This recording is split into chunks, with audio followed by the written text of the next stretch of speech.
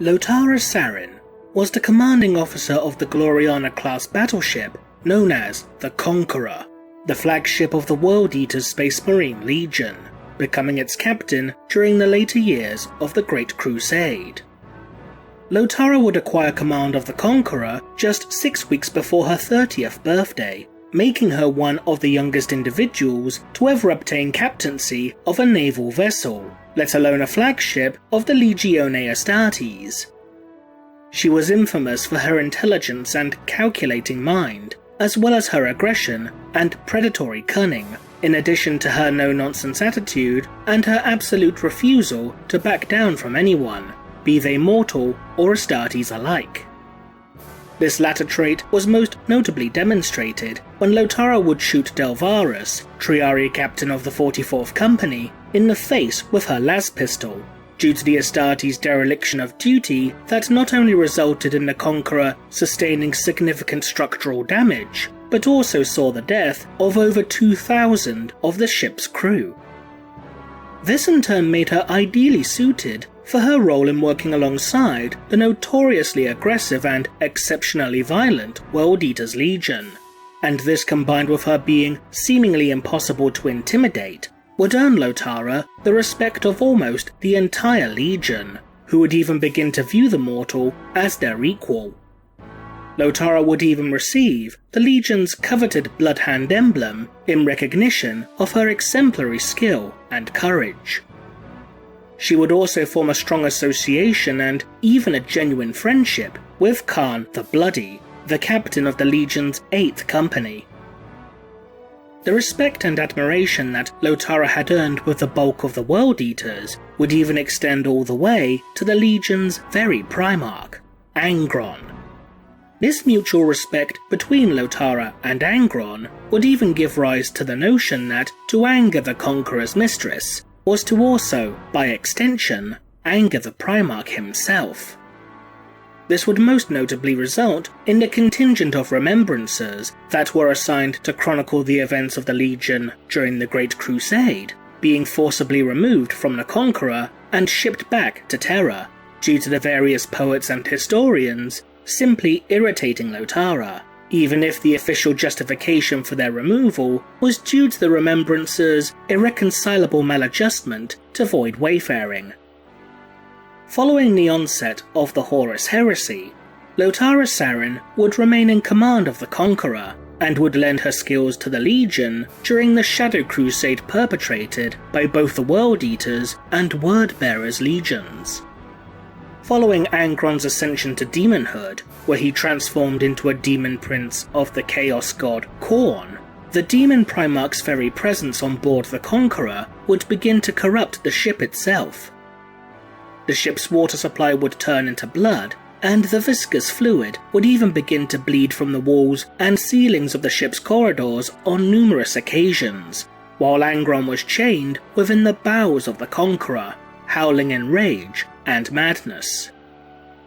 This corruption of the ship would eventually result in a number of legionaries and crew members alike to attempt to seek a way off the ship in order to escape its maddening effects, which had already driven many warriors of the Legion into uncontrollable killing frenzies.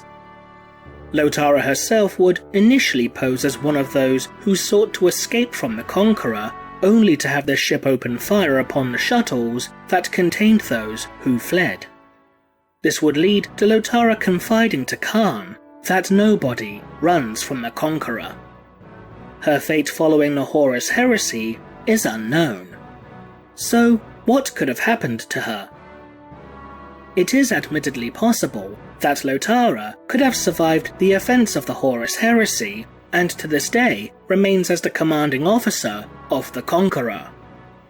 While tens of thousands of years have passed within real space, it is worth remembering that time flows differently within the bowels of the warp, and as such, one could experience a period of just a few months within warp space, which could equate to centuries passing by throughout the material realm. Even with this in mind, however, if Lotara is indeed still alive, then she would be an incredibly old individual, even by the standards of those in service to the traitor legions.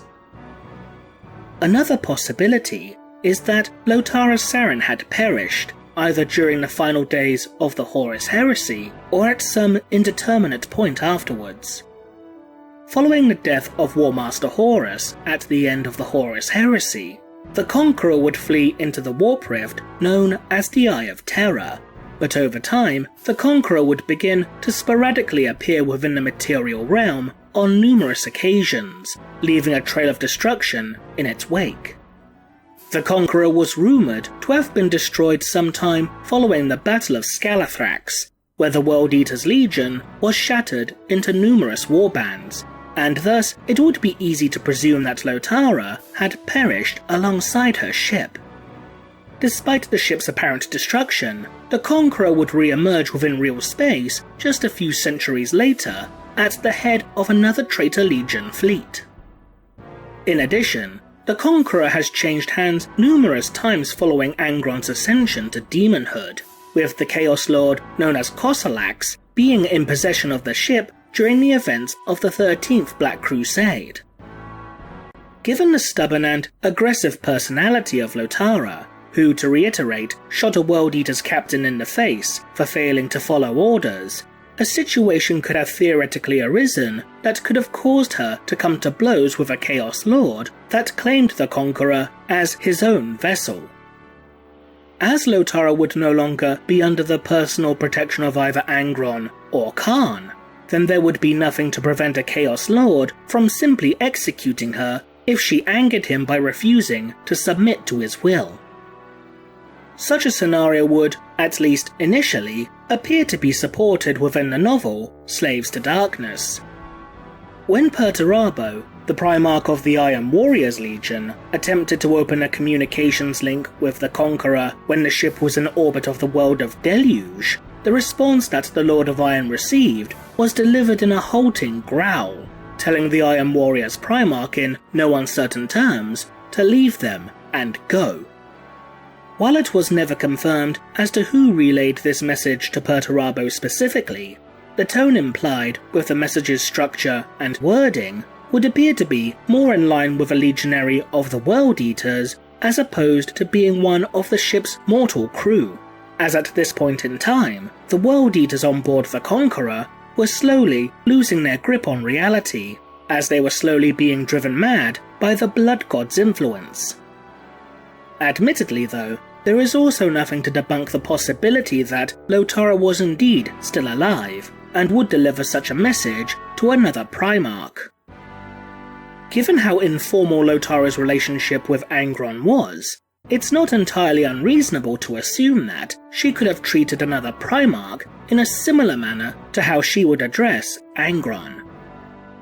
As such, this does leave another potential possibility in regards to Lotara's ultimate fate, in that Lotara Sarrin had in fact become the Conqueror, in a manner of speaking.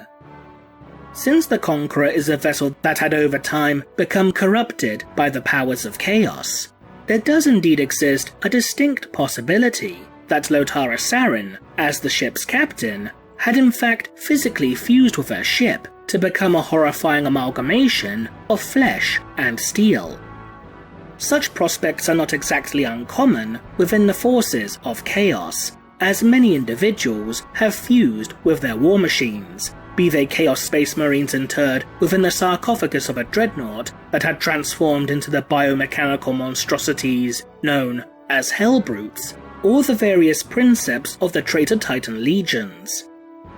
Even during the later years of the Horus Heresy, such terrifying fusions of flesh and metal within the ranks of the traitors were not completely unheard of, with one such example being detailed within the novel Titan Death.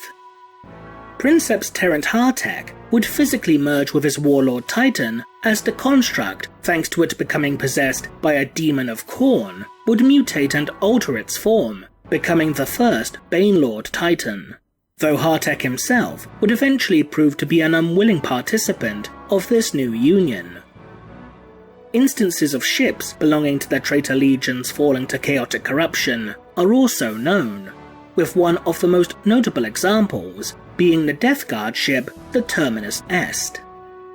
the Terminus Est, the flagship of Typhus, the herald of the plague god Nurgle, would become completely consumed by the foul energies of the warp, resulting in the ship becoming covered in fleshy, pustule-like growths, as well as numerous leering and screaming demonic faces.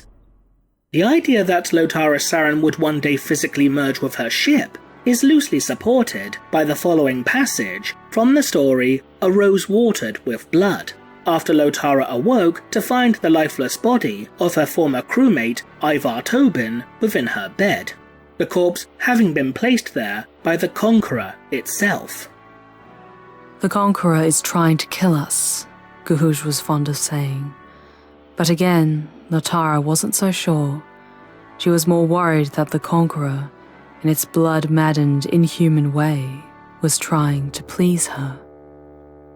The Conqueror clearly holds some measure of respect and perhaps even genuine fondness for its mistress, and with this in mind, it's possible that the demonic corruption that now runs throughout the ship wishes to become one with Lotara, to in essence transform her into the Conqueror. If this were the case, then the Conqueror would be more dangerous than anyone could have previously anticipated, for it would have become the ultimate void predator, ready to sink her talons into anything she comes across. Though whether or not she would have been a willing participant in this blending of flesh, technology and demonic energy is another matter entirely. What do you think? Leave a comment below, and thanks for watching.